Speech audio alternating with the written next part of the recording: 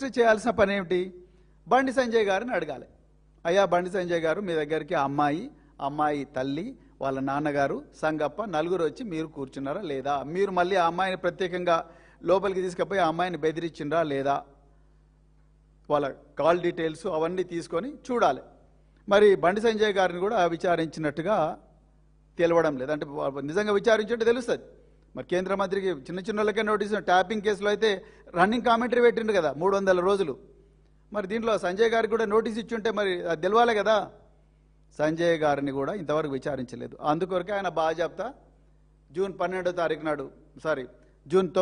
నాడు హైదరాబాద్కి వచ్చిండు.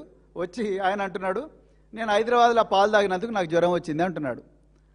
అయ్యా సంజయ్ గారు, మీరు మీ కుమారుడు ఈ వ్యవహారం చేసినందుకు ఈ పోక్సోలో మీ కుమారుడు మరి చేసిన నేరానికి ఆయన్ను 9 రోజులు మీరు కాపాడిన వ్యవహారానికి తెలంగాణ పిల్లలందరికీ జ్వరం వచ్చింది.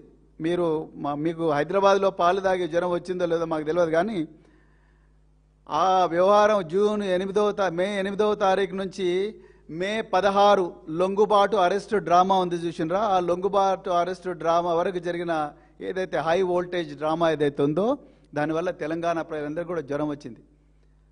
సో దీన్ని దయచేసి ప్రజలందరూ కూడా గుర్తించాలి. సో ఇక్కడ విషయం ఏంటంటే, కొంతమంది బీజేపీ నాయకులు ఏమాత్రం కూడా వాళ్ళకు ఆ రోజు ఎవరు మాట్లాడలేదు, కాంగ్రెస్ వాళ్ళు మాట్లాడలేదు, బీజేపీ వాళ్ళు మాట్లాడలేదు.